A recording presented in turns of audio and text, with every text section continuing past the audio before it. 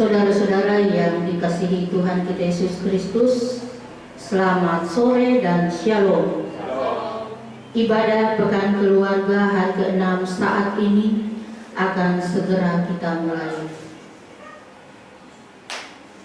Jemaat diundang untuk bangkit berdiri. Saudara-saudara, marilah kita arahkan hati dan pikiran kita untuk beribadah Pekan Keluarga saat ini. Carilah Tuhan, maka kamu akan hidup. Amos 5 ayat 6. Kita menyanyikan pujian PKG nomor 10 ayat 1. Terpujilah Allah, hikmatnya besar.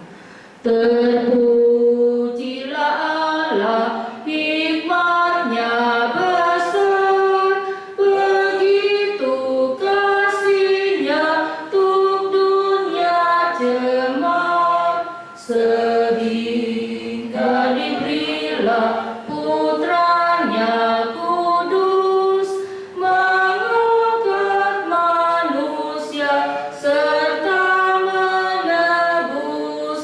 Pujilah, pujilah, buatlah dunia bergemar, bergemar, mendengar suaranya.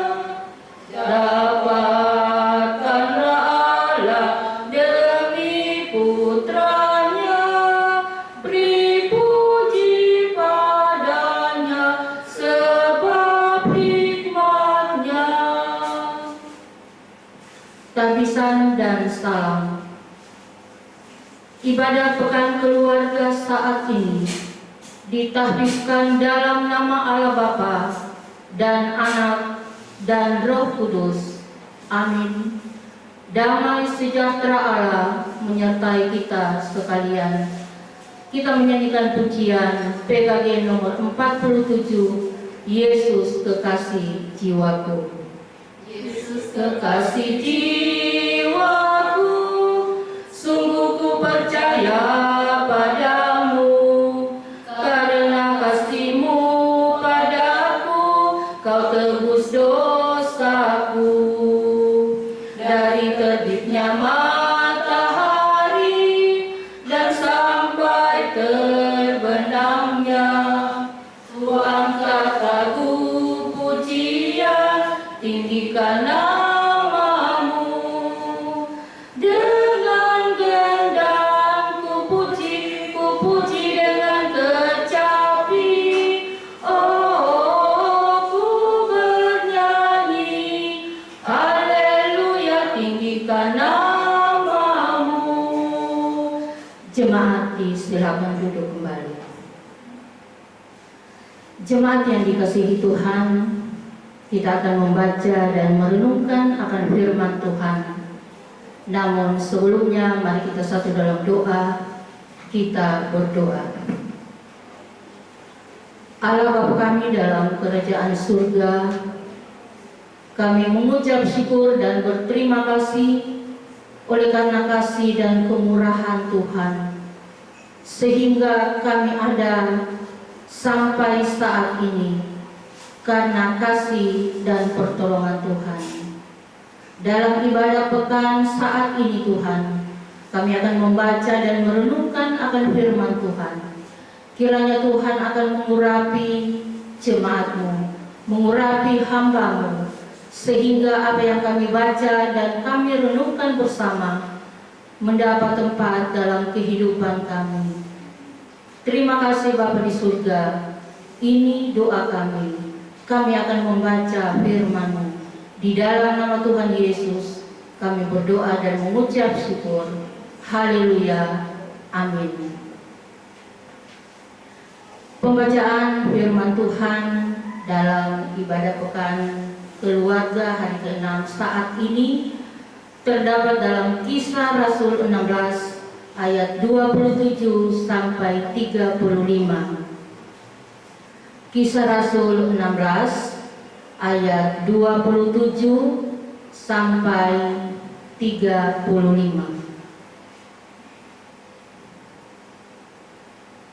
Demikian firman Tuhan.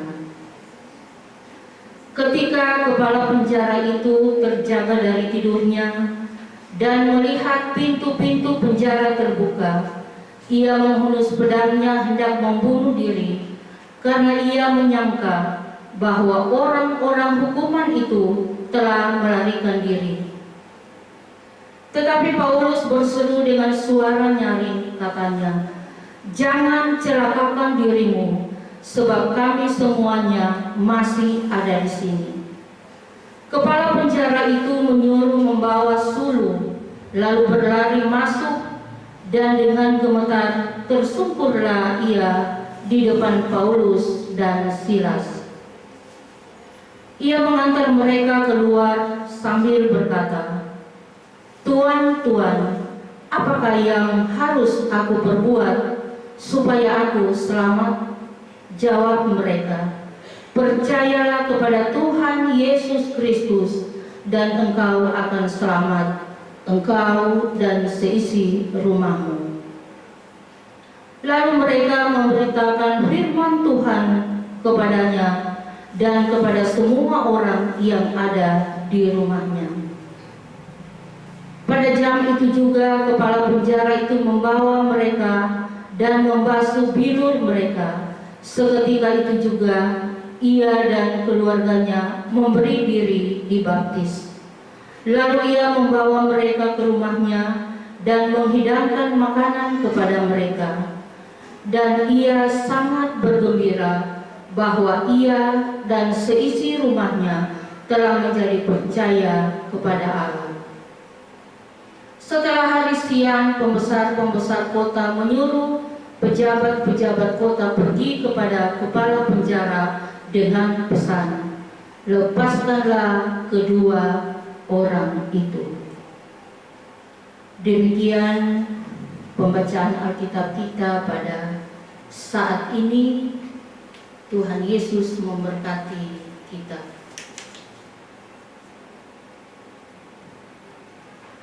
Bapak, Ibu, Saudara yang dikasihi Tuhan kita Yesus Kristus, judul renungan kita pada saat ini, keselamatan itu sifatnya kolektif. Keselamatan itu sifatnya kolektif. Saudara-saudara yang dikasihi Tuhan, pembacaan ini bagian yang tidak terpisahkan dengan ayat 19 sampai 24. Dalam ayat-ayat yang mendahului, kita mengetahui apa penyebab Paulus dan Silas dipenjarakan. Ternyata setelah Paulus dan Silas mengusir roh jahat dari seorang perempuan, mereka ditangkap, dipukuli, dan dipenjarakan. Semua keadaan yang mereka alami tanpa melalui sebuah proses peradilan. Namun, Paulus dan Silas tidak memberontak. Mereka menerima kenyataan itu, walaupun mereka merasa mereka tidak bersalah. Yang menarik dari kisah ini, ternyata Tuhan selalu punya cara yang unik dan luar biasa untuk menyatakan karya keselamatannya. Penderitaan dan penganiayaan yang dialami Paulus dan Silas tidak membuat mereka sedih dan putus asa, tetapi sebagai kesempatan untuk menghadirkan kerajaan Allah. Di dalam penjara, sekalipun dengan kaki yang terbelenggu dan dipasung, mereka justru bernyanyi dan berdoa kepada Tuhan. Dengan bernyanyi dan berdoa, sangat menolong mereka untuk fokus pada Allah yang kekal, mulia, dan berkuasa atas kehidupan. Meskipun sementara diliputi awan gelap penderitaan, tetapi mata iman mereka tetap bercahaya dan terarah kepada Tuhan. Kebenaran dalam syair pujian yang berasal dari firman Allah menolong mereka mengalahkan perasaan takut, getir, dan terluka akibat penganiayaan. Kebenaran kekal kepada Kristus yang bangkit menguasai seluruh pujian dan doa mereka. Apa yang terjadi selanjutnya sungguh di luar logika manusia. Tuhan menjawab doa Paulus dan Silas. Terjadi gempa bumi yang hebat dan terbukalah semua pintu penjara dan belenggu mereka terlepas. Yang menarik di sini bahwa Paulus dan Silas tidak menggunakan kesempatan itu untuk melarikan diri, tetapi mereka tetap berada di dalam penjara.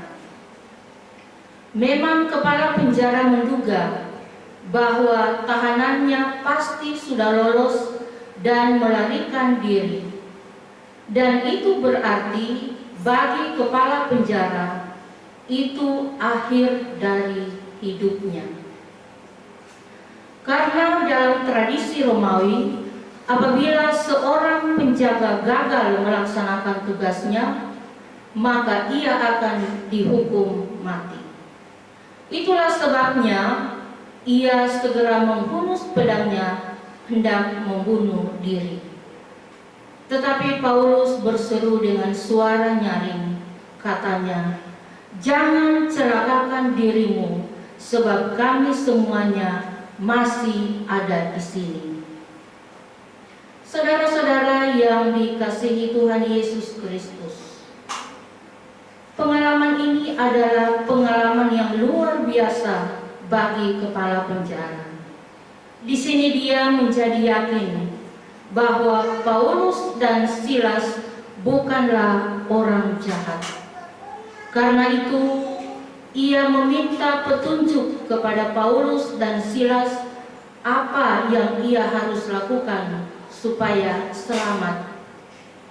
Jawab mereka, "Percayalah kepada Tuhan Yesus Kristus dan engkau akan selamat, engkau dan seisi rumahmu."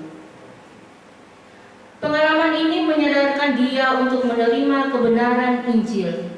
Ia membawa Paulus dan Silas ke rumahnya. Ia merawat dan membasuh luka-luka mereka. Kemudian ia dan keluarganya menerima Yesus dan memberi diri untuk dibaptis. Ia sangat gembira karena ia dan seisi rumahnya telah menjadi percaya kepada Allah. Saudara-saudara yang dikasihi Tuhan, kisah ini mengajarkan beberapa hal penting dalam kehidupan percaya kita. Yang pertama, bahwa doa dan pujian adalah unsur yang sangat penting dalam menyikapi berbagai persoalan, penderitaan, dan beban-beban kehidupan. Paulus dan Silas secara manusiawi tentu sangat menderita setelah disiksa, kemudian dipenjara dan dibelenggu.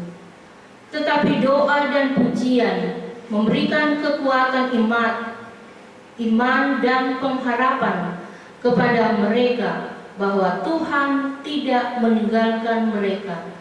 Tuhan mengasihi mereka, dan itu menjadi kenyataan. Yang kedua, bahwa berita keselamatan itu diperuntukkan bukan untuk pribadi-pribadi tertentu, tetapi bagi keluarga. Keselamatan keluarga menjadi prioritas dari pelayanan Paulus dan Silas. Mereka tidak menawarkan keselamatan itu bagi kepala penjara saja, tetapi juga bagi keluarganya.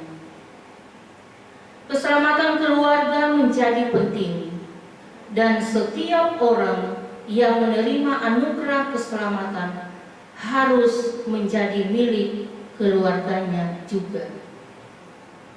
Yang ketiga, Keputusan kepala penjara untuk percaya dan memberi diri dibaptis adalah keputusan yang tepat dan benar. Seorang kepala keluarga bertanggung jawab atas kehidupan dan keselamatan keluarganya. Ketika dia salah dalam keputusannya, maka dia akan salah juga membawa keluarganya. Kepala penjara adalah figur kepala keluarga yang bertanggung jawab terhadap tugas dan tanggung jawabnya, tetapi juga bertanggung jawab atas keselamatan jiwa anggota keluarganya. Dan itu diwujudkan dengan keputusan untuk percaya dan memberi diri dibaptis. Saudara-saudara yang dikasihi Tuhan, badai kehidupan masih terus menerpa kehidupan kita. Hanya Tuhan satu-satunya sumber kekuatan dan pengharapan kita. Tidak disangkal bahwa beban, tantangan, dan pergumulan kehidupan yang kita alami sekarang begitu besar, seperti badai COVID-19 yang melanda kehidupan semua umat manusia di seluruh dunia, dan sampai tidak terkatakan korban jiwa. Tetapi kita yakin bahwa kasih setia Tuhan lebih besar dari segala-galanya. Tetapi di sini kita belajar bahwa apa yang terjadi ini adalah pengalaman iman. Seberat apapun badai yang kita alami ini, tapi Tuhan tidak meninggalkan kita. Kenyataan ini menyadarkan kita bahwa ternyata badai yang kita alami, termasuk pandemi COVID-19, justru membawa kita semakin dekat dengan keluarga kita. Bahwa dalam banyak hal, ternyata kita telah kehilangan kebersamaan dalam keluarga. Doa, pujian, dan penyembahan kepada Tuhan menjadi gersang seiring dengan kemajuan zaman. Tuntutan kehidupan dengan kemajuan ilmu pengetahuan dan komunikasi yang luar biasa membuat banyak orang terlena dan tenggelam dengan kemajuan ini. Orang tua seakan-akan tidak punya waktu lagi bersama dengan keluarga, dengan anak-anak untuk sharing, dialog, bersekutu, dan berdoa bersama. Anak-anak pun sibuk dengan kesibukannya di dunia maya. Kenyataan ini harus membangkitkan kepekaan kita sebagai orang tua dan anak, supaya kita semua dapat memberi diri dan waktu untuk bersama-sama dalam keluarga, bersama dengan suami, istri, dan anak-anak. Orang tua harus kerja ekstra dalam mendeteksi kondisi iman anak-anaknya dengan selalu membangun komunikasi yang baik dan sejuk. Orang tua harus memiliki waktu untuk mengawasi pergaulan anak-anaknya supaya tidak terpengaruh dengan ajaran-ajaran sesat yang bertentangan dengan firman Tuhan. Orang tua pun harus terus menjadi teladan dalam pekerjaan dan dalam persekutuan keluarga. Keluarga adalah pilar utama dalam menunjang kemajuan persekutuan jemaat, masyarakat, bangsa, dan negara. Marilah melalui pekan keluarga ini kita tingkatkan doa dan pujian dalam keluarga kita masing-masing, sambil kita terus hidup dalam ketaatan dan kebenaran di dalam Tuhan. Tuhan memberkati kita sekalian. Amin.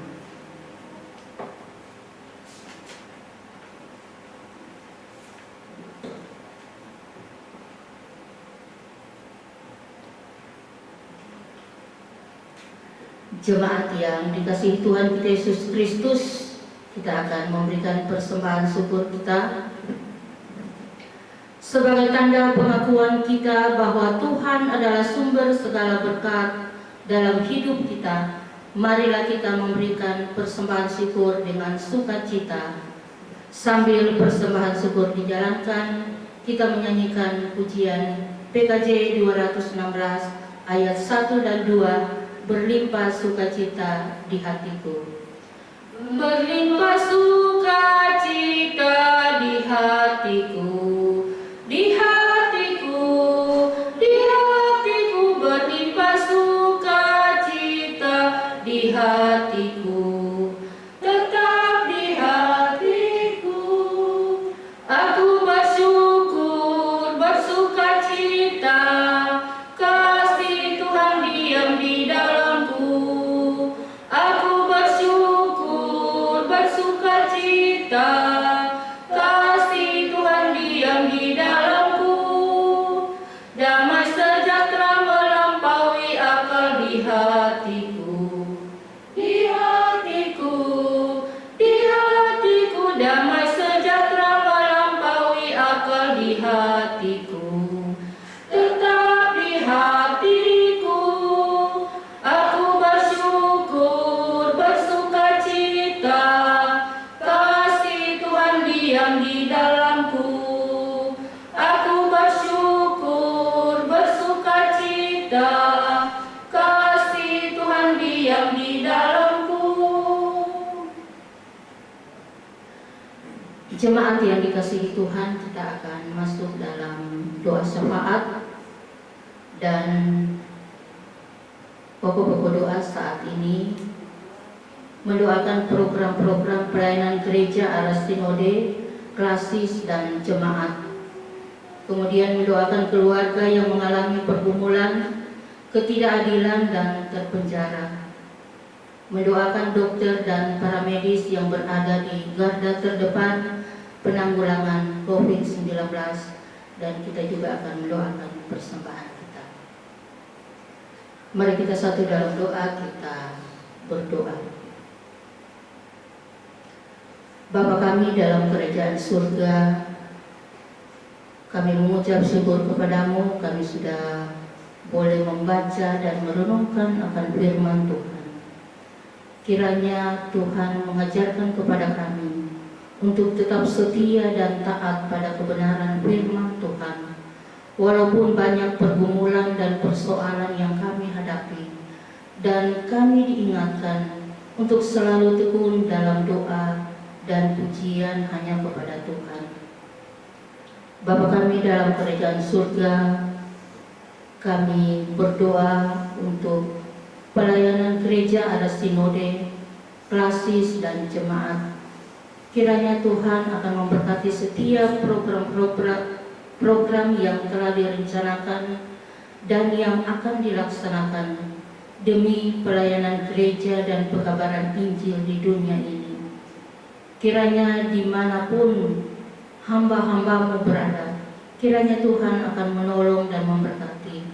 Tuhan akan memberikan kemampuan kepada para pelayan untuk melaksanakan tugas dan tanggung jawab mereka dengan kasih dan kemurahan Tuhan. Bapa di surga, kami berdoa bagi keluarga-keluarga yang mengalami pergumulan ketidakadilan dan terpenjara.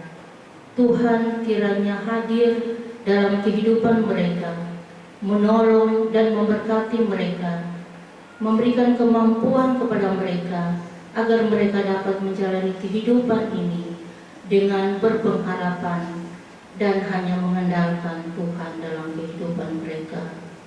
Bapa di surga, kami berdoa bagi dokter dan para medis yang berada di garda terdepan dalam penanggulangan COVID-19, diberi hikmat, sukacita, kekuatan, kesehatan, agar mereka dapat melakukan tugas dan tanggung jawab mereka dengan pertolongan Tuhan.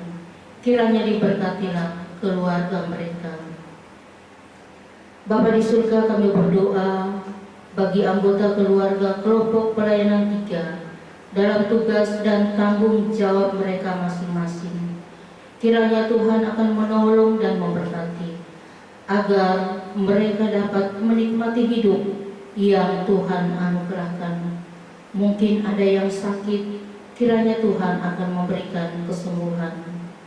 Bapa di surga, dalam ibadah pekan saat ini, ada persembahan yang sudah dikumpulkan. Berkenan Tuhan memberkati untuk dipakai dalam pelayanan gereja Tuhan. Ini doa kami, ini kehidupan kami Tuhan. Ampuni salah dan dosa kami.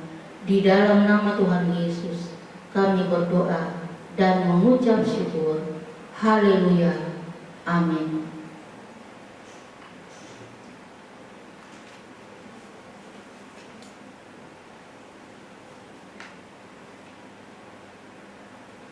Jemaat yang dikasihi Tuhan, kita akan mengakhiri ibadah kita pada saat ini. Jemaat diundang untuk bangkit berdiri. Kita menyanyikan pujian PKG nomor 28 ayat 1 dan 3. Ku yakin Tuhan tuntun langkahku. Ku yakin Tuhan tuntun langkahku,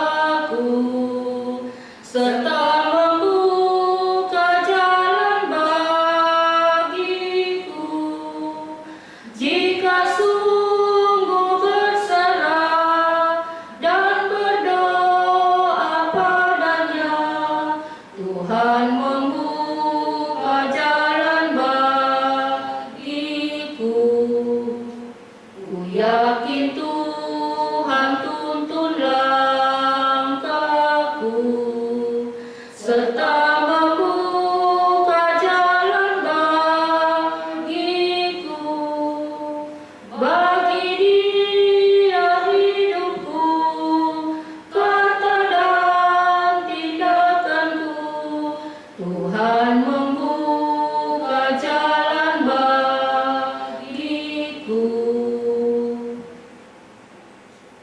pulanglah dalam damai sejahtera Allah, dan lakukanlah firman yang kita dengar hari ini, serta terimalah berkat Tuhan.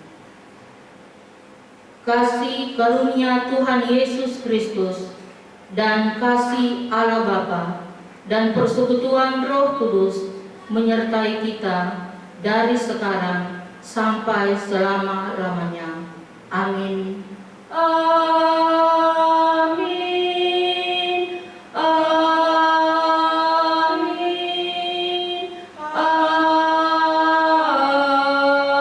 Amin.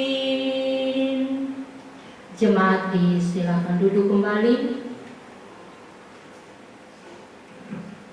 Dan jemaat yang dikasihi Tuhan, demikianlah ibadah pekan keluarga hari ke-6 saat ini telah selesai. Kiranya Tuhan selalu menyertai kita sekalian.